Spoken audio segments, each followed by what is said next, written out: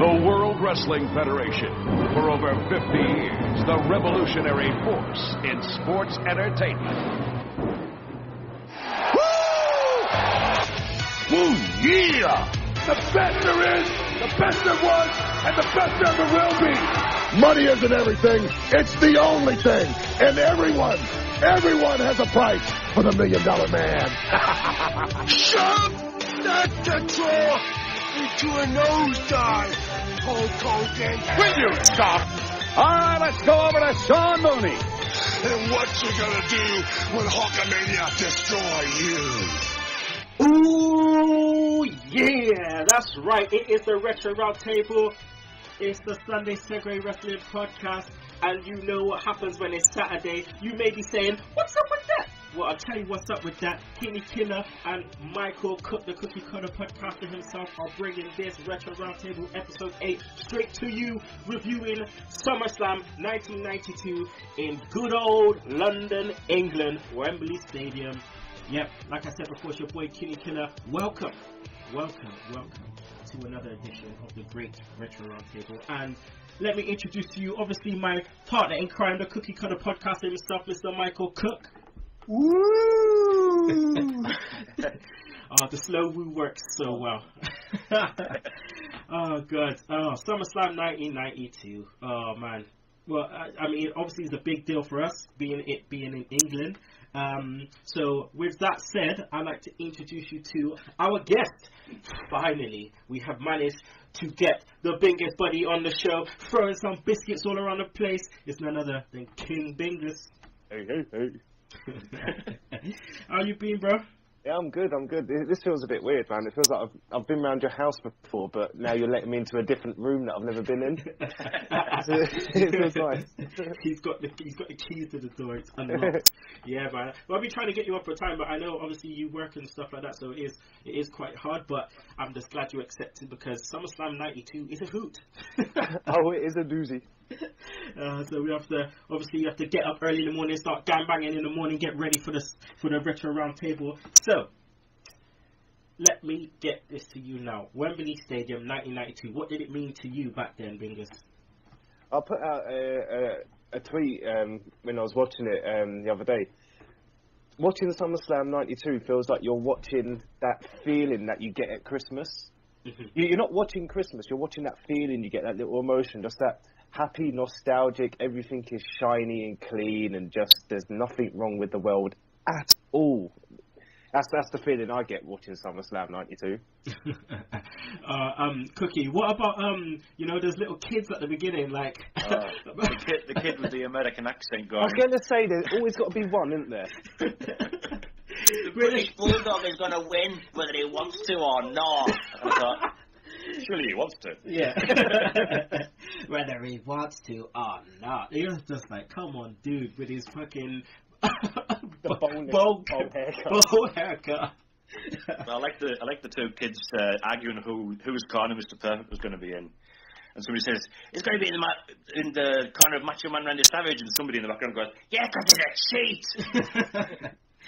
It's the bunch of chicks with that were just like, Shawn, man, you couldn't even make out what they were saying. All you could make out was the Heartbreak Kid, and then that was it. Like they were just screaming like crazy, man. Oh god, I had to rewind that like a couple of times to see what they're saying, and all I could think of was, well, these girls are doing something. They were fake tanning before fake tanning. Well done to them. It looked like an episode of what's it called? Towie, Gypsy Weddings. Yeah, Gypsy Weddings. You know. See, that's why I know you would have taken the words right out of my mouth. But yeah, I mean the clothes, man, at that time, Carl Carney jeans and like tracksuits and stuff, like Lecoq sportive. I'll bring out those Nuff jackets, man. Oh god. Oh my god. Annie, fishy fanny, condoms only, 54 people. The bum bags, fanny packs as the Americans like to call them. Could you imagine if we were calling them fanny packs back then? Oh god. How much riots would be happening? Dude, you're wearing a fanny pack. What? It looks cool. I'm ready to the gym all the time. But yeah, as we always do, let's just kick into the show website. It's going to change soon, but at the moment it's www.sundaysegue.weebly.com. Also, like us on Facebook. Also, add us on Twitter. That's at Sunday Segue. Segue spelled SEGUE. Email us, the sundaysegue@gmail.com. Subscribe to our YouTube channel. I wrote YouTube channel. iTunes. Podomatic, Stitcher, Mixcloud. Don't forget to download that Double Twist player. Sound like I come from Leeds. YouTube. Oh, you sound like this kid I knew called Tunde. Hey, I knew a Tunde too. Did he say YouTube? Yeah, maybe, yeah. A little bit of a more Bristolian accent, but, you know. As I like to do at the beginning, there's usually an intro, but there's no intro this time. What's up with that? But I will still say, hit it, McMahon. A little bit of a dialogue with McMahon and Bobby the Brain. They start off, no Gorilla Monsoon, Cookie. No, and I think that affected it really. I didn't think Bobby was himself on this show. He didn't have his partner in crime sort of thing, did he? Gorilla Monsoon. But I liked his Sir Bobby King of England gimmick that they had. Yeah, think of that crown. Like I noted that straight away. It just didn't fit. The one-liners weren't rolling as quick, and it just didn't feel right. And he seemed like on edge with McMahon there, and it's like Bingus, McMahon's dry sense of humor. It was just like he just didn't know what to do with it. Yeah, it wasn't what I it's what I wanted. Like Summerslam 92, as I say, is damn near perfect for me. I can't argue it. But yeah, man, it would have been nice to have Gorilla and the Brain on together, but we didn't. We had to deal with this, and as I say, man, I'm not going to knock it. Well, we go straight into it. We had LOD versus Money Inc. Now, LOD, okay, this is, me and Cookie spoke about it last episode, about the fact that this is entering Paul Ellering and, the whole Rocco shtick, and it was just a bit naff. But Bingus, this was the infamous Animal burning his bloody leg on the way to the ring. I don't know if you knew about this. No, I didn't know. I didn't know about it. No. Right, so this is the one where they rode the bikes down, correct? Yeah. Yeah. So Animal tells a story on I think a WWE documentary how he burnt his leg trying to start the bike, and the whole I think his the pad kind of merged with his tights because it was burnt together and stuff. I think Hawk was so out of it that he parked too close or something, and he had to get off the other side, Animal, and so he caught his thigh on the bike. Just burnt it up, man. Burnt it up like hell. But yeah, because usually, WWF at this time, it usually starts off, as a first opener, as a fast-paced match. But this one was, it was slow. It was very slow, and it started with Hulk just taking, not the Hulk, but Hawk, I should say. Could you imagine? Hulk smash by Money Inc. Hawk taking a major beatdown. It was just an unusual feel to have such a slow opener. Yeah, I know what you mean. Normally, it's a bit of a firecracker to start a show. I don't know why this happened. We'll never know. If there was even a reason, it just might have been. But the one thing I did notice for sure was, much like a lot of the guys that came out, fuck me, were LOD over. Oh, yeah. That was whole proportion pop they got. Yeah. Amazing. Definitely. And you think their tenure in WWF at that time wasn't that long. It wasn't that long. I mean, they went to what? They came in at 91? And left in 92. Wow. And these shows really put that shit in perspective, eh? Yeah, I know. But Money Inc., man, Cookie, we talked about them last episode, their first coming in and stuff, and how, they work well together, but it was just nice to see some old 90s heel ring psychology, with the fake tags behind the ref. Yeah. Just clapping their own hands. And the strangle with the rope. Good old strangle with the rope. And referee distracted, and Hawk, Animal tagging in, and he's You didn't see the tag. Hang on a minute. They've just been doing that for about 10 minutes. They usually save that spot for Anvil. They usually save that spot for, innit? And Heenan going on like, well, if you're close enough, McMahon, you don't have to make the tag. You can just walk in and out. Just make up the rules, like make up the real Hill rule book. I'm loving it. And then that Jimmy Hart just in the background. I gotta love me some Jimmy Hart though, man. He makes such a big impact on those teams. He just, I just love him, man. The way he just, the high voice, you know, the microphone, the psycho hat, his lovely suits. Gotta love me some Jimmy Hart. Because Animal gets a hot tag and just runs into old Teddy Ruxpin and does a fucking drop kick. Animal does a drop kick. Yeah, I noticed a couple of drop kicks that I weren't expecting. IRS pulled one off. $1 Million Man, I attempted one. He got both feet off the floor. It was pretty cool to watch him do that. I mean, as a kid, right, we obviously thought a lot of these superstars were real. But did you ever feel RIS was real when he's walking up into the ring with a shirt and tie and braces? Excuse me. At the time, I thought a lot of these guys were what they were characterized to be, and they just happened to wrestle as well, man. I was eyeball deep in kayfabe, man. No doubt. Yeah. As were us all, we were all like that. But I just loved when his tie always got dragged up. Drag his tie, and Monsoon was always alluding to that. Like, you shouldn't be wearing a tie in the ring, then. Like, just drag him up. Bobby Heenan, standing on his tongue. That's right. Yeah.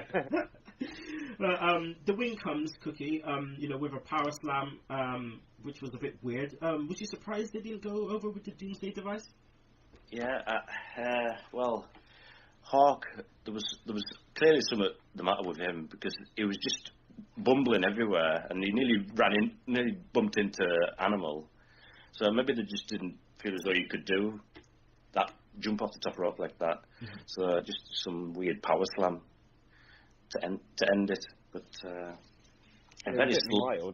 Yeah, I mean it was a very slow match, and Rocco can go in the wood chipper and all that.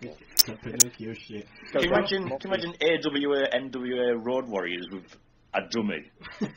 It wouldn't look right, would it? No. Could you imagine that type of LOD in WWF? They were crazy. Hulk was a nutter. He's still a nutter, but he was an absolute beast. Like, and Ellering did not take no shit. He wasn't coming out with no puppet. Ellering was fucking up dudes outside the ring. Throwing people off scaffolds and all that. Oh my god. Jim Cornette on his ass. Didn't he break a leg or something? He broke his leg or something. Both kneecaps, I think. Yeah. Oh man. Anyway, so they took the match down. What did you think of the match overall, though, Bingus? Yeah, man. I couldn't. It's not the worst match, is it? Not on that card, and not ever. To be fair, the ending was a bit of a meh finish. I wouldn't expect anyone to go down from a power slam these days, but hell, this was 92. I was just a kid. I bought it then, so yeah, man. And even then, I knew it wasn't the worst match I would have seen. Yeah. I'll give it a Road Warriors out of 10. Okay, that's cool. Because I mean, back then, yeah, we just take it for what it is and just enjoy it. Because obviously, being from the UK and stuff, we didn't get this all the time. You know what I mean? Especially I didn't. You know, I got this shit on tapes. Like, a friend had, one of my dad's friends had to tape it. And we would just get the pay-per-views on tape every now and again. So it was a big deal to watch it. So we would never suspend our disbelief by thinking, oh, this shit was fake. Never in one of his dreams, So yeah, it's just interesting to see, and especially when you're watching it and you're like, that's only in that's in London, that's just down the road. Like, what the hell, Yeah, man, yeah. And it made me upset. Not gonna lie, as a kid, to think that it's just down the road and I can't see it. I had family there, and I still couldn't have gone. And I know you're saying it's just down the road, but dude, if it wasn't for it's just like 20 minutes down the road for me, literally. Like, Wembley ain't that far away from me at all, and I just hated the feeling that it was going on and I was not there. And it still took months for me to see it because like there was no way for me to watch it on TV. I had to wait to video come ashore. Yeah, I mean, I spoke to my dad a while back about it, like, you know, back in the day with the tapes and stuff, and I said to him, how come you didn't take us to SummerSlam 92? And he said, he said to me, we didn't even bloody have Sky. What do you expect us to afford to go to SummerSlam? We didn't even bloody have Sky, like. And I was like, you know what? Fair enough. Shut your mouth, sit down. All right, let's move on. Ric Flair promo. Obviously, you know what we do, slice and dice this baby in. With me at this time is the former World Wrestling Federation champion, the man who was disgruntled the moment they announced the main event for SummerSlam. For it was he who felt he should be the number one contender to face the Macho Man, Randy Savage. Ladies and gentlemen, I give you the Nature Boy, Ric Flair. Rest assured, little man, it was not I alone that was disgruntled over the fact that the great Ric Flair was denied his opportunity to regain the World Wrestling Federation Championship right here at SummerSlam. After all, when you're talking about the bright lights and the big cities, you gotta be talking London, England. And when you're talking SummerSlam, and when you're talking the World Wrestling Federation, you gotta be talking Ric Flair. Woo! Ric Flair, I couldn't help but notice you're wearing your robe and your wrestling attire. What's going on here? That's because anyone that knows anything about Ric Flair knows that he stays ready for any kind of action. But typical Flair promo, he just goes, when you're talking about bright lights, big cities, you gotta be talking about London, England. And when you're talking about SummerSlam and the WWF, you got to be talking about Ric Flair. Woo! Just loving me some Flair, just running down Mean Gene. Everyone loves to run down Mean Gene. Just, first we start off with Sid Justice. Shut up, you fat, bald-headed little loaf. But, it was weird that, quickly that, he main evented last pay-per-view. No Hogan on this pay-per-view, and he still didn't have a match. Yeah, it's weird. I don't know if they changed plans or because I'm sure maybe it was supposed to be maybe Sid and Warrior and maybe a rematch with Macho Man and Flair, but Flair had his ring gear on still because he had to get ready for any kind of action, which I don't want to know what he meant by that. But any kind of action, he said it in that pervy sort of way. But Ric Flair, he is literally the dirtiest player in the game. Like he is. And when you go back and you look at these promos, especially his WWF promos, and he just brought something so different to the table.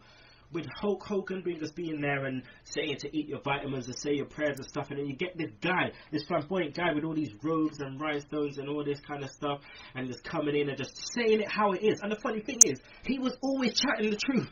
Yeah. And the other thing about him is, like, I know Ric Flair is obviously a character, but he's not that I know his robes and his attire and all that, like, kind of make him outlandish, but he's not that outlandish character of Hogan, Savage, or Warrior, or even like the real cartoons of like IRS, Legion of Doom, or any of those guys. He had a real name, he's got a real name, and it's just there was something different about him because of that. It seemed more realistic than the rest. Mm-hmm. Like it wasn't like he was coming out saying catchphrases or like selling T-shirts or any of that, or like trying to get pops from one-liners. He was giving it how it was every time, which was usually like, I'm the best in the world, you're going to lose. And 9 out of 10, he was right.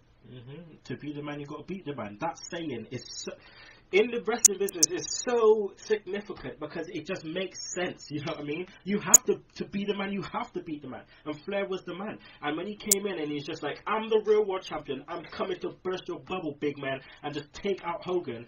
And it was just great. It was just great to have him there for, again, a short time. He came in at 91, and left by the end of 93. It's just like, could you imagine if he was there the whole time? And I'm kind of glad he did go back to WCW, because he probably would have just, with the youth movement, he would have flopped. But Oh, they would probably put him on commentary or be a manager or something. Flair as a manager would be sick, though. Oh, yeah. And then we go on to this fool. This Virgil promo. This little fucking guy is out there doing some shadow boxing in the background like a Canuck. Blow your nose, you scumbag. He's in there just, oh my god. I love Mooney though. Mooney's just like oblivious to what's going on. He's there shadow boxing you, basically kind of carrying on like he's going to punch you in the face. Never winked or flinched at all though. Love it, man. Mooney. And then this little Canuck comes out and goes, Nails, I seen what you did to my friend the big boss, man. You handcuffed him behind his back, and you beat him like a dog, man. Well, I survived all the toughest streets around the world, man. And the biggest street I'm going to survive is right out here at Wembley Stadium. Because you got to want it, man. And Nails, my saying is, do unto you before you ever can do unto me. Because I'm like all the good people here in London and all the good people around the world, man. I am definitely too legit to quit. Let the games begin. I see what you did to my friend, the big boss man. You tied his hands behind his back and you beat him like a dog. When he said that, I thought, shit, you sound like Slick. You beat him like a dog. Oh, jeez, man.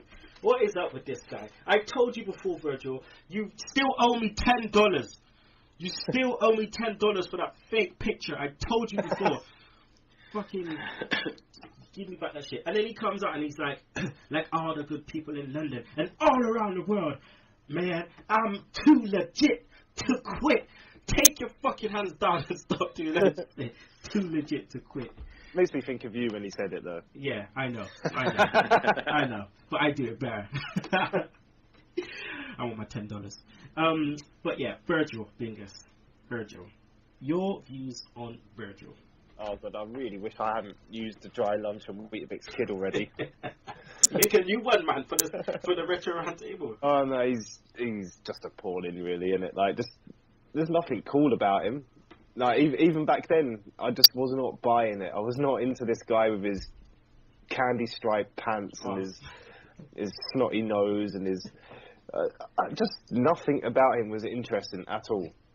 Like, the guy could have come out riding a flying unicorn with blue fire coming out of his arsehole, holding hands with, like, Wonder Woman and the Hulk on the way down to the ring, whilst busting the worm and managing not to spill a pint at the same time, and I still would not have cared.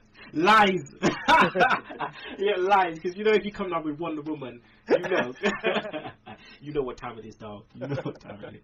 No, but I definitely understand what you're saying. I mean, but this obviously promo leads into the fact he's facing Nails Cookie. Now, Nails, again, was, this was all built around Big Boss Man. This was all built around the feud for Big Boss Man because Boss Man has had a load of really, really good feuds, right? And then they started bringing in the feud, about obviously his character. Because before he was with obviously with Slick and with that fake African tribal reject a team. And then obviously here comes the Mountie, so they're playing off the officers and stuff. And then here comes an inmate, which made sense. Now Nails looked like a fucking psycho. Oh, he was a monster. I freaked out when he attacked Big Boss Man after he squashed somebody. I genuinely thought it was real. As a 10-year-old, I was like, what the?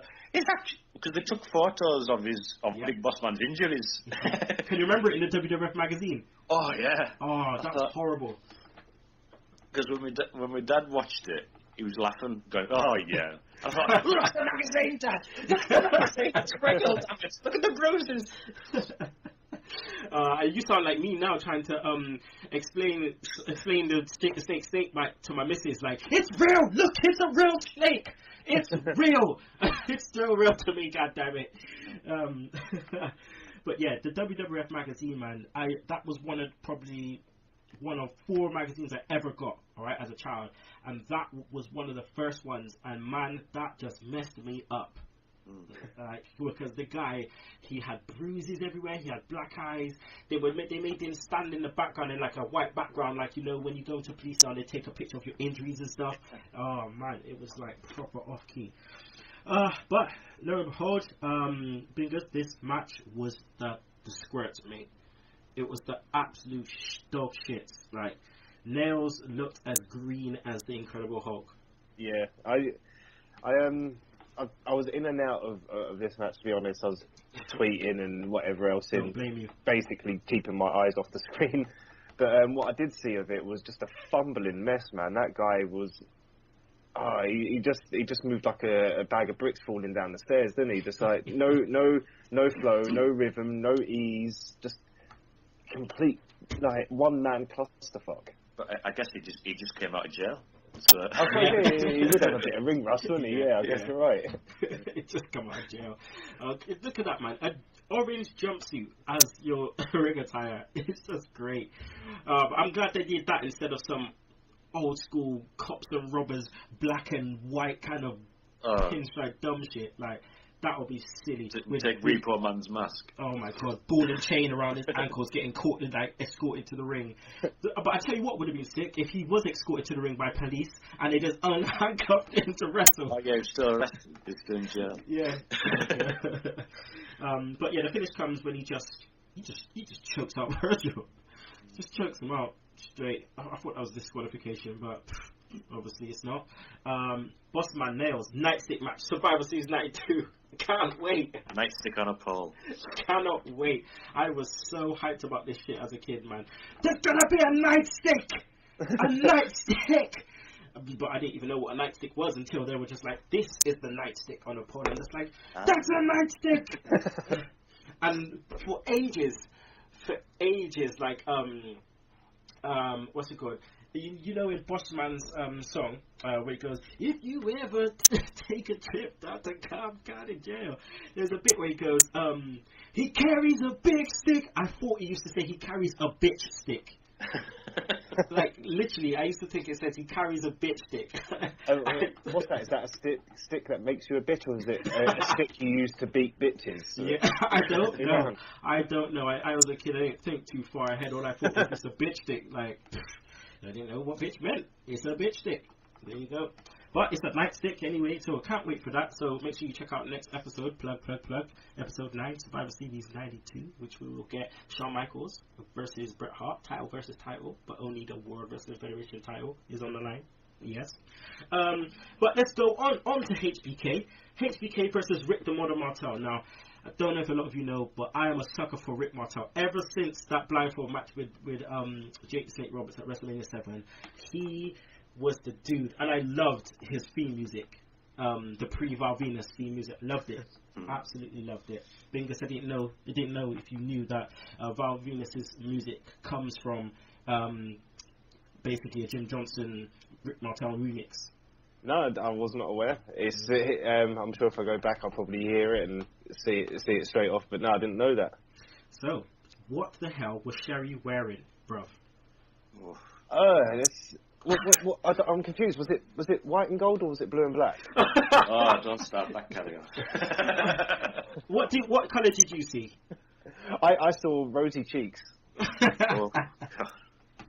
Oh yeah, literally ass out, just. This is 1992 Cookie. Yeah. Oh, is it wrong that I actually fancied Sherry? No, as a then kid, no, but now maybe. Yeah. Back then I was like, bloody hell. Oh man, but yeah, she was wearing all kinds of craziness, man. I've got on my notes here that it must have been close to the entrance of them coming out or something, but tart up Sherry. That's one of my things I've got down here. Tart up Sherry.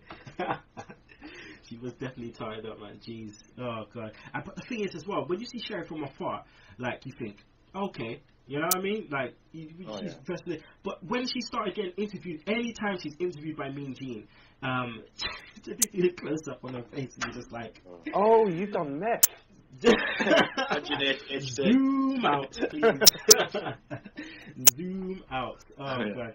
But HBK comes out and he just looks to start Bingus. From that point, he comes out. He just absolutely, because obviously the aisle's bigger. It's not dark either, so it's in the daytime. So he's just everything is just on HBK, and he looks $1 million, or should I say £1 million? Yeah, man, the guy is the Heartbreak Kid, man, and he made his entrance down to Wembley looking like a walking glitter ball, and that's exactly what he should have done and needed to do, and yeah, man, Shawn Michaels all the way. Ain't getting that wrong. Do you think Sherry worked well with him in terms of his heel persona, especially as a, as that kind of narcissist kind of character? Yeah, definitely. Like, it was an interesting dynamic. I never got it as a kid, but definitely looking back on it, she's his manager, valet, little sweetheart, but he will still treat her like the bottom of his boot and, like chuck her around and like discard her and, basically have her there to hold shit, a mirror or a title belt or whatever. And, it just really played up to Shawn Michaels' character of being a complete playboy that, he doesn't even have to care about the women that are at his feet. It worked perfect. Just wait until we get to Royal Rumble 93. Jeez. Yeah. Smash it in the mirror. I took you from the gutter, girl. You can't wait for that. But yeah, they're not allowed to hit each other in the face, Cookie. Oh yeah. I forgot about that step. Yeah, I like that because the storyline was Rick Martel was going after Sherry as well and kissing her and all that sort of stuff. So she fancied both of them, but she was with HBK. So what sort of carry on was that like? So. I know, man. Bloody harlot. Jezebel. But I thought HBK's build, Bingus, it was so perfect. He was matched perfectly, and with the correct storylines and everything. I mean, if you look back to how it all started, the breakup with the Rockers, perfect. Tick 1. Then, you get him at WrestleMania opening the card, tick 2. Add Sherry, tick 3. And then you're getting feuds with Jannetty, title versus title at Survivor Series, leading into what's called WrestleMania 9, where he faces Mr. Who's he facing in WrestleMania 9? It was Tatanka, and then he goes on to SummerSlam 93. It just leading into a perfect run for him. Yeah. When you look back, they have actually did it to an absolute T. Yeah, I mean, Shawn Michaels literally has the Hollywood booking from beginning to end. And even like by his own accounts, when he was most messed up and doesn't remember much of it, and he's definitely thankful for everyone just like pushing him along and carrying him along for the ride through all these perfect books that he went through. And man, yeah, ultimately at the end of the day, there's no one better to have done it, really. Yeah, it was a slow build to becoming WWE champion. So he's like a self-contained journeyman. Like he's not like the guys that have been all around the world wrestling over here in Japan and different territories and all the rest of it. He's a guy who was pretty much like built up from WWE, but went all the way and had that huge arcing character and like even as a real life man, he went the distance there. Yeah, just look at 91 and 92. The big moment for me was the match against Brett at the the next pay-per-view at Survivor Series 92. That was a big one for him because they knew then he's got it. Because then you look at 93 and then 94. Oh my God! Obviously it was WrestleMania 10, which we will get to slowly. But yeah, it was just key matches to make him a star, and that's what they don't do now. So.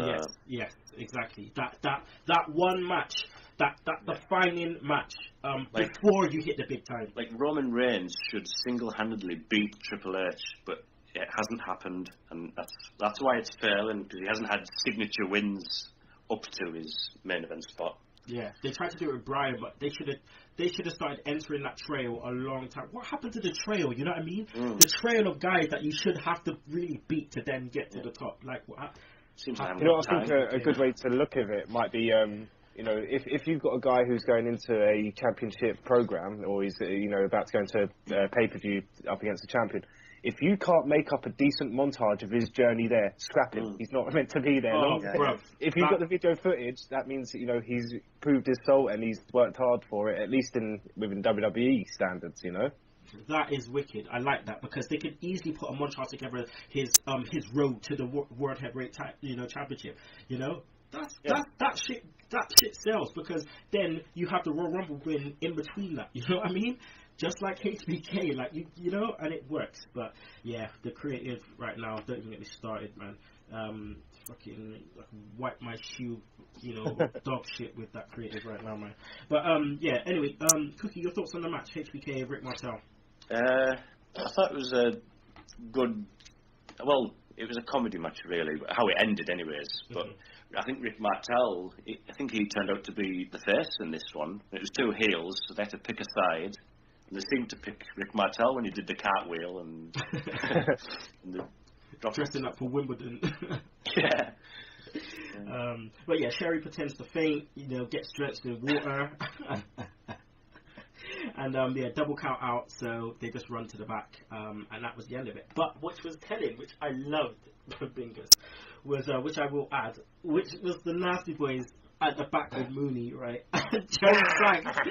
Jerry Sags just comes out and goes, Hey, did you see the mascara running off that dog's face? It was like an oil slick on the Thames.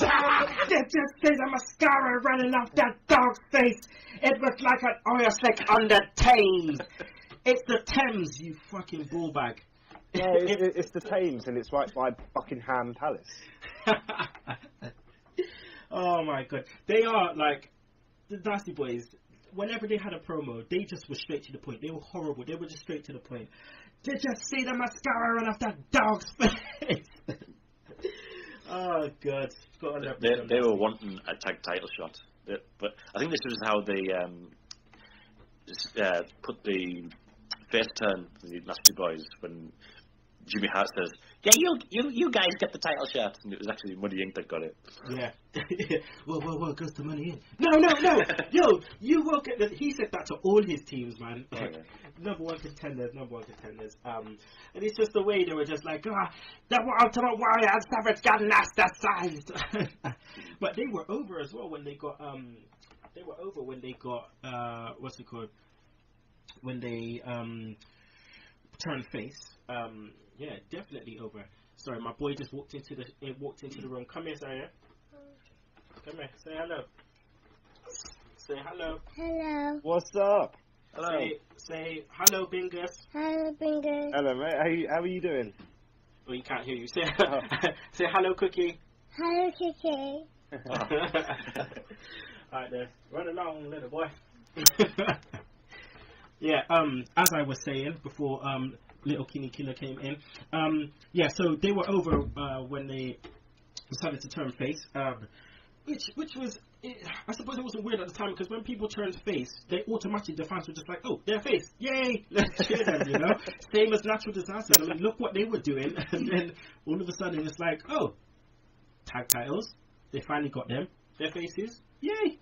But yeah, I'm not going to talk about the Disasters and the Beverly Sisters, just because it's just, I can't keep going through. Can you believe that was a tag title match? Really? on one of the big four as well. Not even a main event or a lowly SmackDown. It was one of the big four, major shit going on, and that's.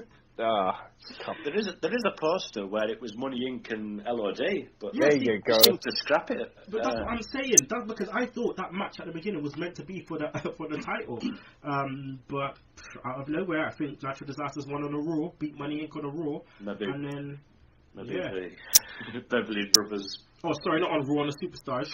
Yeah. And yeah. But, and I don't want to get too much into Crush and Reaper Man either, but this was the first time we see Crush since Demolition, and actually, it's quick to forget that these two were in Demolition together. Yeah, Demolition explodes. Yeah. Bingus, what was your thoughts on Crush at this stage? Because he was a bit over with the kids. Yeah, I never remembered him as a kid, I don't remember when I was a kid like liking him or even caring at all. But yeah, man, the guy was over, and I don't know why. Well, the thing is, it's like this incarnation. Anyway, I felt the same as you, but his heel one, that was more notable for me, especially in that era of watching it, because he was a big heel back then. They turned to him so much. Yeah. Back then, when he was a heel and stuff. But yeah, it was just interesting to see him like that. And geez, that mullet, bro. Oh mate, that's something to make Pat Sharp wince. Oh, Pat Sharp. Oh, good. But yeah, so we're not going to touch too much on that. But we're going to go to a break right about now. And but we'll be back with Savage versus the Ultimate Warrior, Undertaker versus Kamala, Brett versus Bulldog. Also, match of the pay-per-view, wrestler of the pay-per-view, and Cookie's top 5. So don't you miss it. The Sunday Segue Wrestling Podcast. Every Sunday, bringing you 100% news, 100% banter. We give you no less than 100% every week. Interviewing the best and up-and-coming wrestling talent there is in the world. Hi, this is Ring of Honor superstar Adam Cole. Hey guys, this is Justin Rosero from the Place TV podcast. This is the People's Princess, Nadia Sapphire. Hi, this is Rob Schamberger. This is Shiloh Jones. Hi, wrestling fans. This is the Alpha Female. Hey guys, this is Jake Tuck, formerly known as WWE Tyler Rex. Hello, pro wrestling fans. This is pro wrestler the Brian Kendrick, and you're listening to the Sunday Segue. The Sunday Segue. Sunday Segue. Sunday Segue Wrestling Sunday Podcast. Sunday Segue Wrestling. The Sunday Segue Wrestling Podcast. This is Jake the Snake Roberts telling you, if you don't know it, you're listening to the Sunday Segue Wrestling Podcast. Keep doing it, or else. Trust me.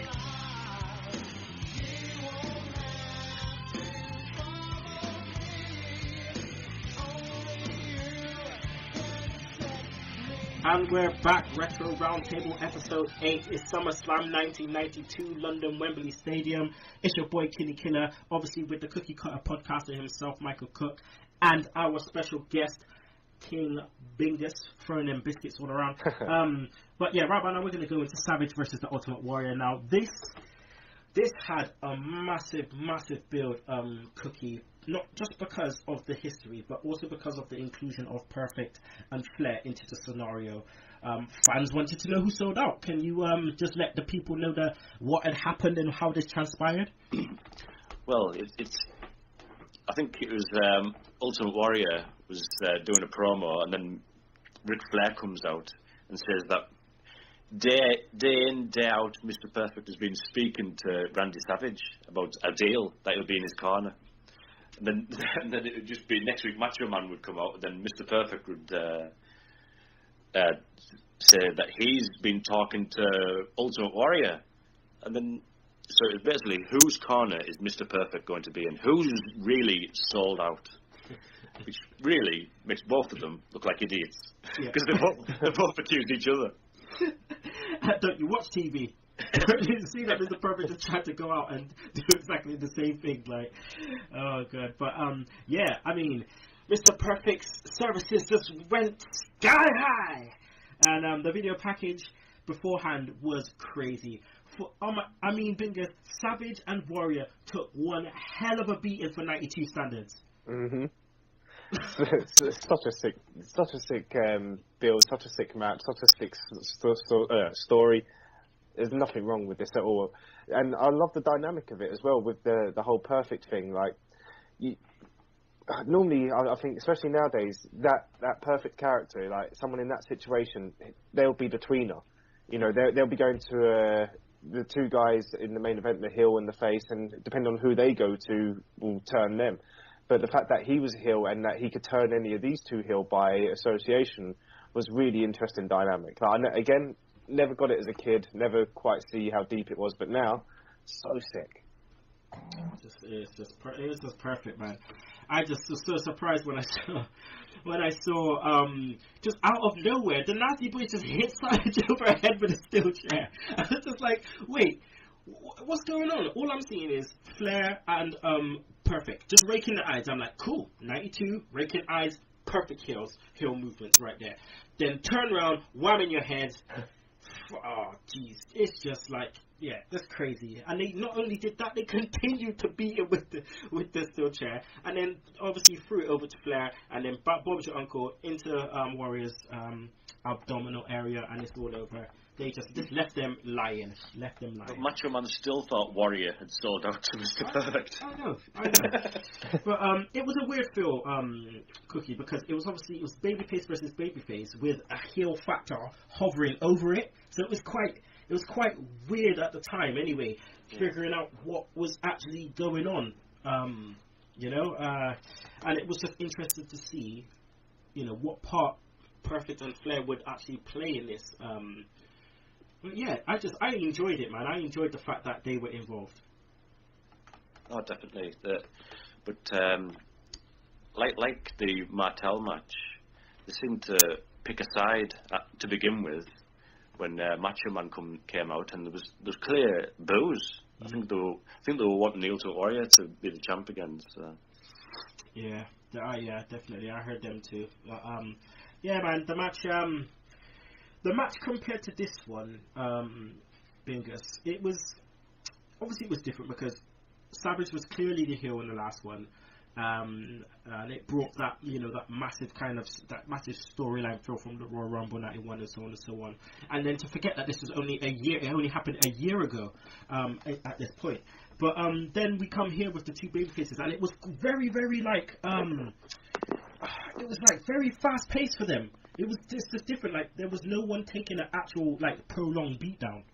I thought it was quite a lengthy match for a Warrior match, and really back and forth as well. I guess it would have to be if you've got two baby faces. Like you couldn't have one becoming the pussy or the walkover, because they're both faces and they're both like these incredible superheroes. They had to. It was Superman versus Superman, wasn't it? You couldn't have one weaker one because otherwise that guy's not Superman. True. I thought the Ultimate Warrior selling in this match was quite good because they did a neck breaker on him, and then he'd sell his neck for about 10 minutes afterwards, like trying to put the suplex on, and he'd be twisting his neck around just to make it better, sort of thing. I thought, I've never seen the Warrior actually do that. He's usually just shaking the ropes and flying all over the place. I think he loved Savage, man. I think he knew that Savage brought the best out of him. By far, his two best matches ever were both against Savage. This one and the one at Mania. And I just think he enjoyed wrestling Savage, to be honest, because he knew Savage was going to sell, and he knew Savage was just going to be serious, and he was going to give his all, which he did. Savage was like Dolph Ziggler now. He could wrestle a broomstick, you know what I mean? And he'll just get that broomstick over. So it was nice to see. Storyline was great. Bingus. Savage realizes, Perfect and Flair were causing havoc. Warrior grabs a chair and just full on chases them out. Chases them out of the arena, and then just does a Brock Lesnar, and it's crazy, just throws his chair. Yeah. A bit wilding out, wasn't he? But what did you think of the finish? The one thing that let it down for me is just, it might be the mark in me, I don't know, or the smark, is once the bell had rung and you got the holding high and giving over the title, to the winner. That's something that Hogan done a number of times, and because Hogan had done it, loads of people associate with you're getting over on that guy's win. I never like it when that happens. Only in a very, very few cases can that work properly, where the guy receiving the title or the clap has less stock than the other guy, sort of like Bryan and Reigns did at Fastlane. When Bryan went up to him and was like, okay, you've beaten me, but go kick his ass, and gave him a pat on the back, well done type of deal. It works then because Bryan's way more over than Reigns, so it kind of gives him that elevation. When Hogan was doing it, he was already more over than the other guy, and it was sort of devaluing their win. So I've never really liked that type of deal. The actual finish to the match, the actual, the 1, 2, 3, the finish, sweet as, man. It capped off the match superbly. Did you think that when he realized that obviously Flair and Perfect were involved, and he turned and he just went to just give a double axe handle to Flair and busted his knee. Did you think that was a work, or did you think that was real? Again, at the time, definitely, there was no reason for anything to be a work. When I was watching it in '92, it was a documentary, wasn't it? What about now? Now, not too sure, man. I was not too sure. Like, give him an Oscar, maybe, or give him a knee brace. He needs to give him one of the two. Not sure. Yeah, I'm with you on that one. What about you, Cookie? Are you? Because I'm not sure either. He was good at selling those knee injuries, like on WrestleMania 8 and all that. But this set up what Flair called Plan B, the Razor Ramon involvement on primetime. Damn you, Scott Hall, for doing that. Oh, right, yeah. So it probably is a work, but Savage is just so good. He's just so good. Like, the amount of times he tried to pick him up, and he was just like, still like, no, I can't. I'm dropping. I'm falling. I can't get up. Yeah, even when the match is well done, you know, as we know from nowadays, like once the bell rings, like Super Cena would be doing cartwheels and handstands around the place. It don't matter what he's just been through. But yeah, when someone's, you know, it happens, and one of the last times it happened, and I was so unsure whether what I was watching was real or not, was I guess it was back in 2004, after JBL and Eddie had a brutal bloodbath. I think it was a rope match, and Eddie got obliterated, didn't he, from ear to ear. And then you know, the mat was covered, and he was drowsy at best through that match. And then for a week or two afterwards, when he'd come down to the ring and he had that nasty gash and all them stitches, and like, there was a couple times where I think for the first week or so they were saying, you just can't wrestle, Eddie, like, there's no way.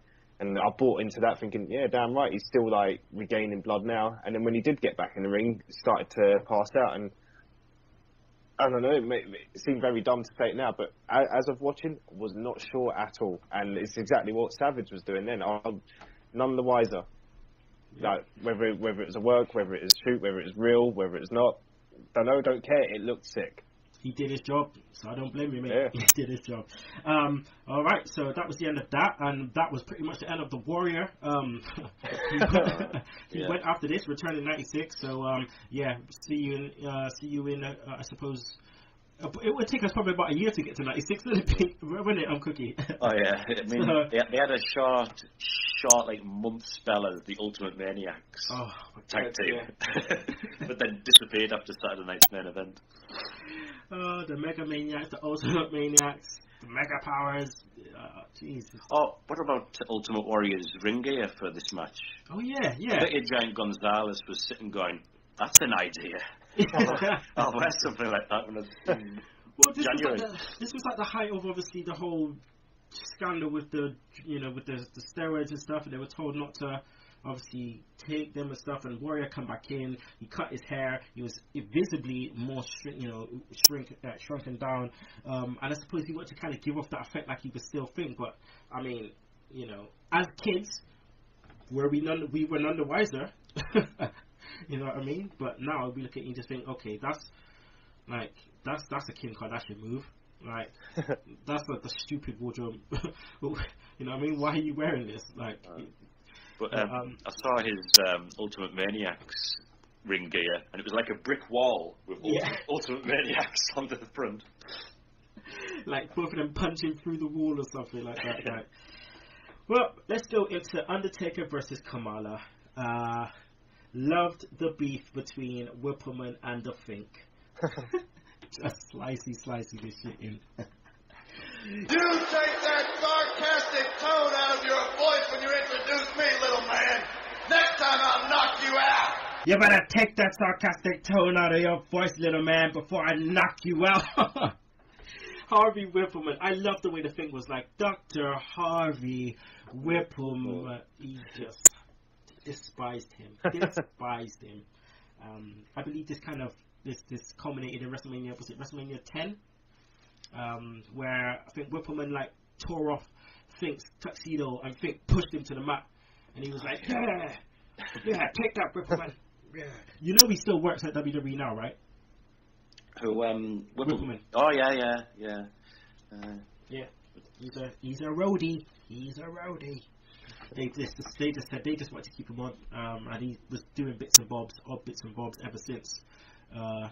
So yeah, I would be surprised to see him in the gimmick battle royal at WrestleMania 31. What's his job there now? Like, I can't imagine him doing anything more than making the wrestlers' hair wet before they come out. Yeah, it's literally that odd stuff, like literally. So if they're moving production stuff, if there is literally, he is a runner, like literally. Poor lad. Yeah, but he, he's yeah, I rate him for still having a job there, to be honest, all these years. Oh, yeah. So good on him. But yeah, the nutters they gave Bingus, the nutters they gave Whippleman are crazy. All right, let's go through this one. Right, Sid Justice. Okay. Not too bad. The Warlord. Yeah. Kamala. Yeah. Well, we know that. Giant Gonzalez. Sorry. Adam Bomb. Who? And the best, Big Bertha Faye. Of course. The greatest theme tune of all time. I don't remember the theme tune. Oh, you gotta put. Wait, did you say you don't know the theme tune? Nah. I'm gonna slicey this in right now, Bingus. Boop. Bertha Faye. I love you more than anything. Bertha Faye.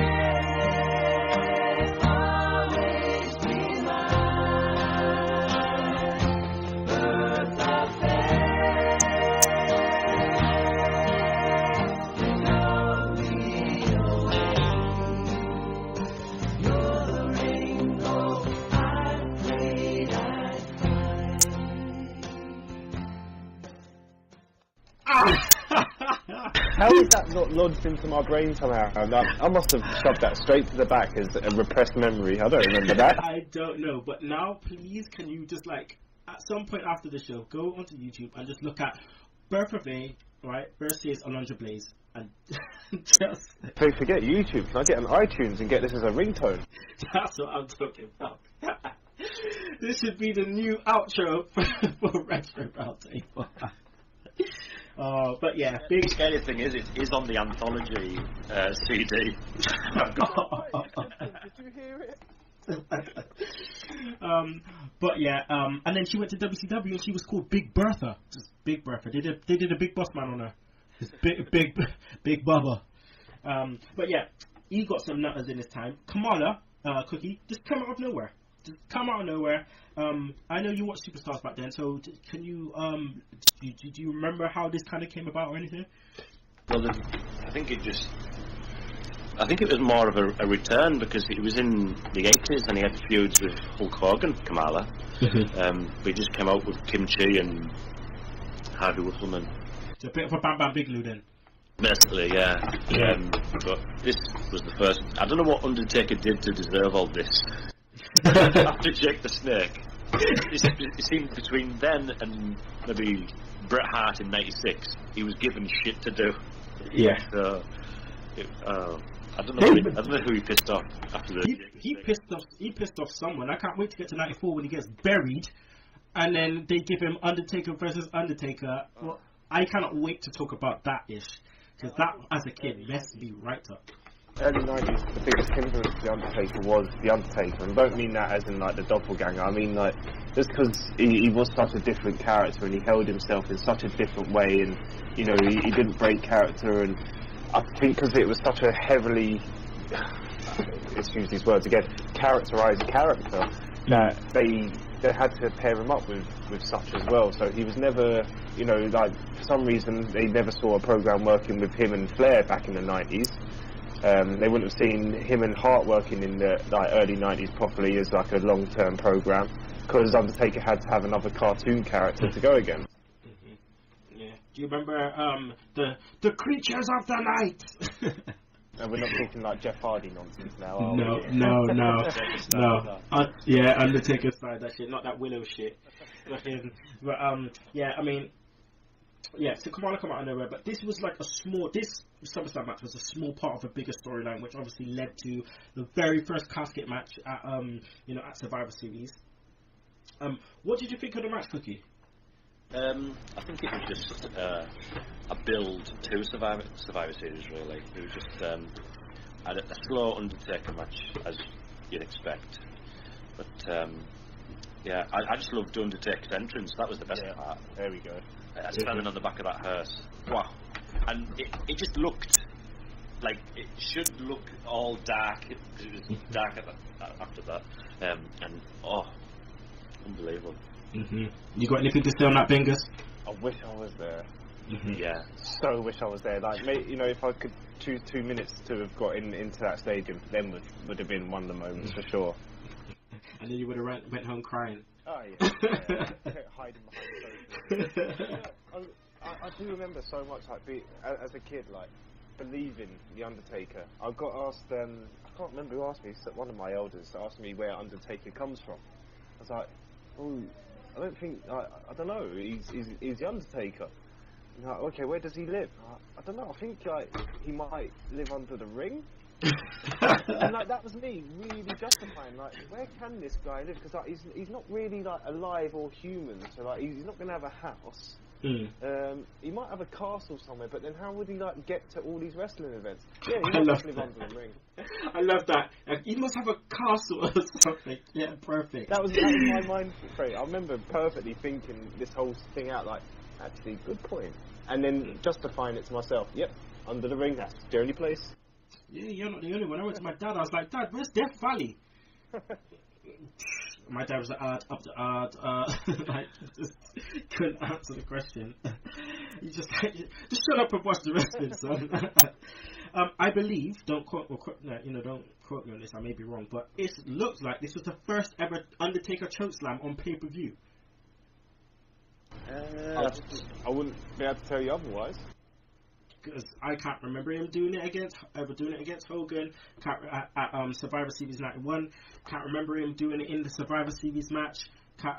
When he first debuted. Can't remember him doing it in the Rumble. He's done choke lifts before that, didn't he? You know, like the double-handed. Yeah, he did choke lifts, but not an actual like choke slam, because Vince and Bobby seemed super surprised. They were like, "Oh my God, what a move!" Oh, Bobby, he loved it. He was like, yes. Calm down. Stop it. But I just the way the match finished, again, anticlimactic. Obviously, it was a build for the Survivor Series Classic match, but he does a choke slam, does his clothesline, goes for the tombstone. King Chi comes in with the hard hat, doesn't do nothing to Taker. Then all of a sudden, Kamala just comes in. I love the way they played out this notion of Taker. This is the first time he's taken an absolute beating, until Paul Bear just slams his hand onto the ring apron, and just up rises Taker. Absolutely loved it. Marla shit himself. Oh, he was shitting bricks, mate. 80,000 people did as well, man. Yeah. Buying in for that. It was amazing. Simple but great. Something as simple as that. Loved it. Absolutely loved it. So, yeah, Taker wins by disqualification, and then it's the road to Survivor Series. But here we go. Main event time. Bret versus Bulldog. Now, Bingus, Bret promo before was interesting. Because, he took the heel part of this. He said it in documentary before. He decided to take the heel part of this, and it was nice to see him be serious like that. He had to be, man. He had no choice. There was no way he could have walked in there with his head high as a face and tried to make that work. Never in a bajillion years. But he worked it well though, Cookie, in the promo. Worked it well. Like, pulled his glasses down and was like, look me in my eye and tell me that you don't know me. That you never met me. Like, he's just like, punk ass, it was me who fucking introduced you to my sister in the first place. Like, perfect. Bret Hart always had a great heel persona, I thought. But I liked his talking about British Bulldog's dream. It's going to be a nightmare. You're going to wake up in the dungeon of Windsor Castle. Oh, I hated all those little British puns, man. I mean, oh man, all the way through, man. From the Thames to the dungeon, just you're becoming a royal pain. Just like all this little stuff, like. But like I said, we get heel Bret Hart. It was great to see. I mean, we know this was going to be a fast technical match. Straight away, Cookie, Bulldog uses his power to gain the upper hand. Before the usual headlock by Bret Hart to grind them down. But the grind down worked really well in this match particularly because of obviously the fast pace. It meshed well, didn't it? Oh, definitely. It was a good, well-paced match, and I think Bret Hart was basically running this match. He was calling it. I'm sure Bret Hart says that British Bulldog had some sort of injury that he was having to play around with. But I think Bret Hart did that jump over the top rope and he caught Bulldog in a headlock because he was misplaced. But fantastic match. Great. Heenan line of the match for me because there wasn't many Heenan lines. But Heenan line of the match. Why does Bulldog let Whoopi Goldberg do his hair? Man, I missed the Heenan lines, man. He just didn't have it today. But they're 104 times better than any commentary team we have now. Oh yeah, definitely. Biggest, I mean, they were fighting stiff, which was unusual for to see in WWF in '92. Yeah, man, it's not the usual match. Wasn't. I guess it was. I don't want to say shoot or anything like that, but yeah, it was a match I'd prefer not to have been in compared to a lot of others. It seemed like it was. They were taking it to each other and for a very good reason. It made the show, and yeah, but I'm not going to say I didn't enjoy it. Because anyone that knows me as a wrestling fan knows that I enjoy the entertainment side. If I enjoyed Blood and Snot, I'd watch UFC. Yeah. But when WWF pulls it or WWE pulls it out of the bag, and they step it up a notch, and it is good to see, and just it makes any match mean that much more. So there was a nice sequence. I mean, both guys kicked out or what's it called? Came out or broke the hold of their finishers. Hart kicked out of a power slam. Then Bret did this amazing German suplex, which looks so nice, Cookie. It looks so nice. Oh, and he jumped over the top rope and caught him. Oh, fantastic move, and surely this was Bret showcasing what he can do to Vince. He'd been given the main event spot of that show, and he must have known big things are going to happen after this. I'm sure he was promised. Oh yeah, definitely. He went out there and did that. I mean, Bulldog suplex from the top rope, which you didn't really see apart from Power and Glory doing their finisher. But yeah, you didn't really see much of a power slam from the top. Suplex from the top rope. But the end comes when Bret goes for a sunset flip and Bulldog cradles him for a 1, 2, 3 fast count. Hebner. Fast count, anybody? Oh god, that was. I thought that was a fast count, but either way, it's in England, so it's legit.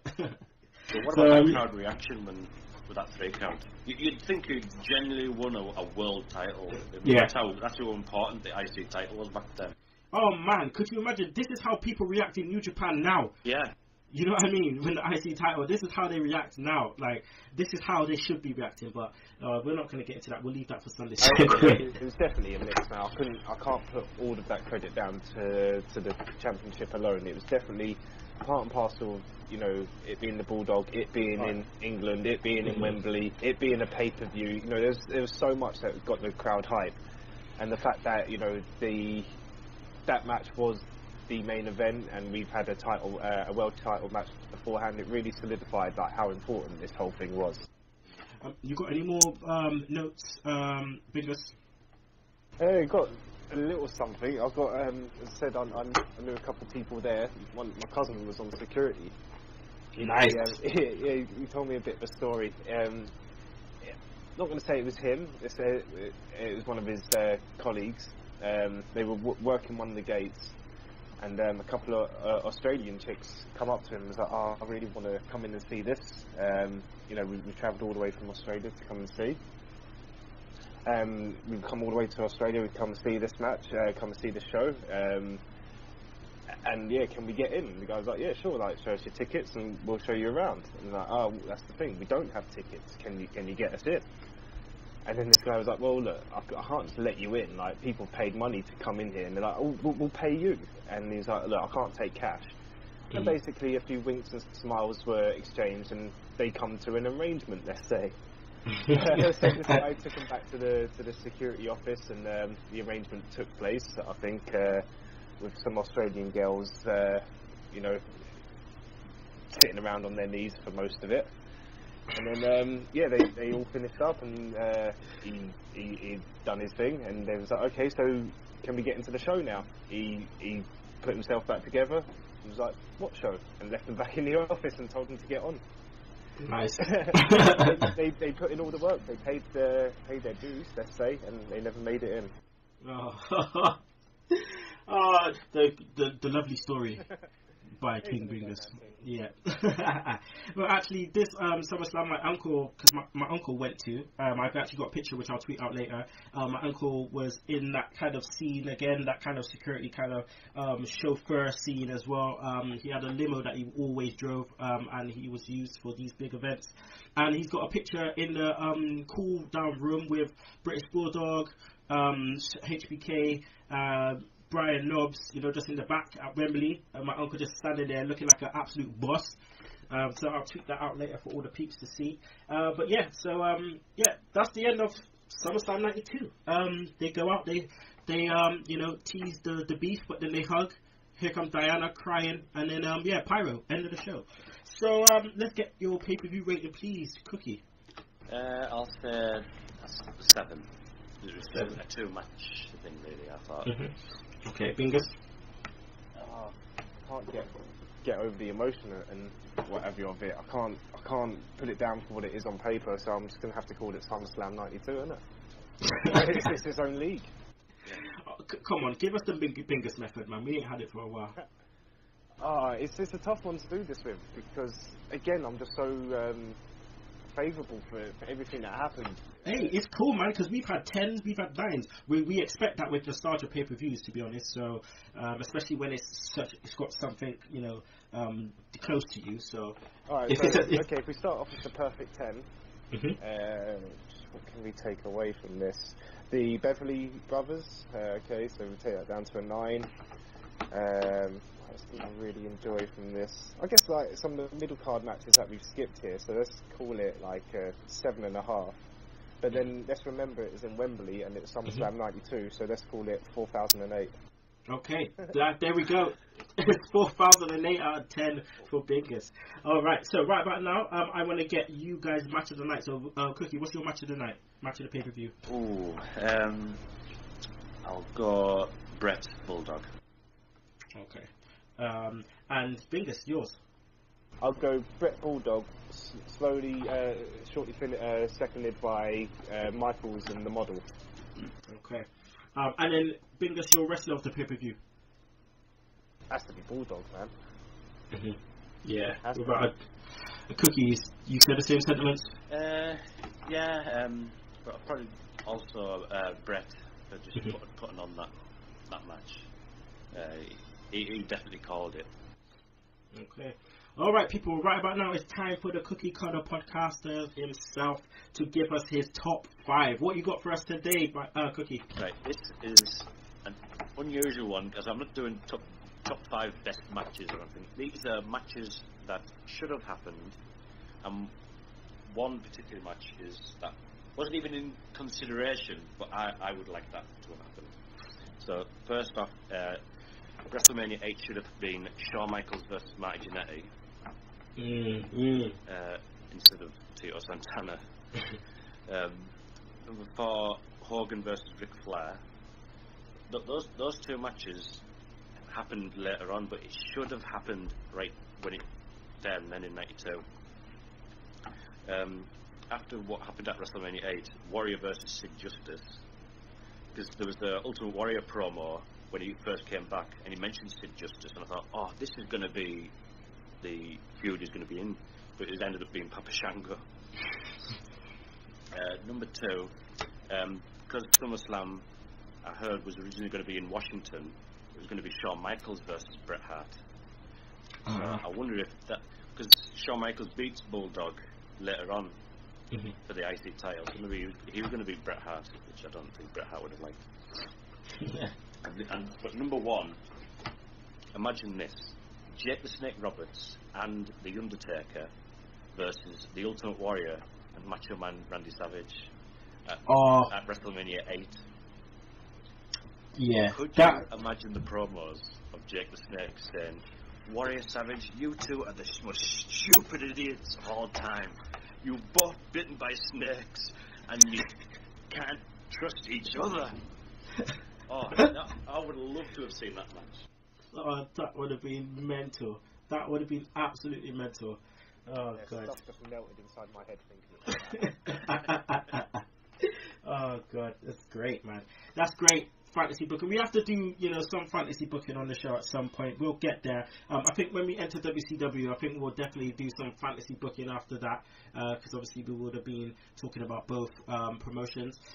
But yeah, that's the end of the show, people. So what I like to do now is thank King Bingus for coming on the show, on the Retro Roundtable. Thank you. Can you let the people know where they can find you on the Twitter? On the Twitter, follow me at King Bingus, and thank you for having me, man. It's been a pleasure.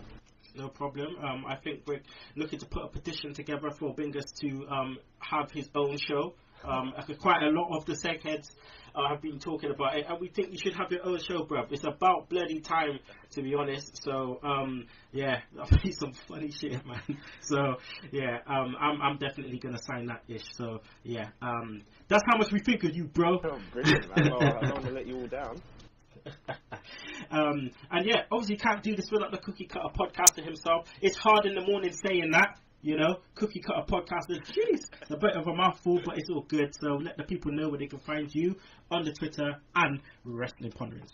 So yeah, at the M Cook on Twitter, and I've got an article about the IC title for Max Wrestling Magazine. Nice. Segue Slam Wrestling Ponderings coming out on Monday, I believe. So make sure you look out for that. The next episode 9, will be Survivor Series 1992, which will feature the tag match. You wouldn't believe it, Mr. Perfect and Macho Man Randy Savage versus Razor Ramon, Oyame Chico, and Ric Flair. That's right. Also, title versus, well, it's not title versus title, but it's champion versus champion, Intercontinental Champion Shawn Michaels versus WWF Champion Bret Hart. Yes, a lot has happened in between, so make sure you check that out. And if you don't like that, well, I'm sorry, but you're gonna have to, brother.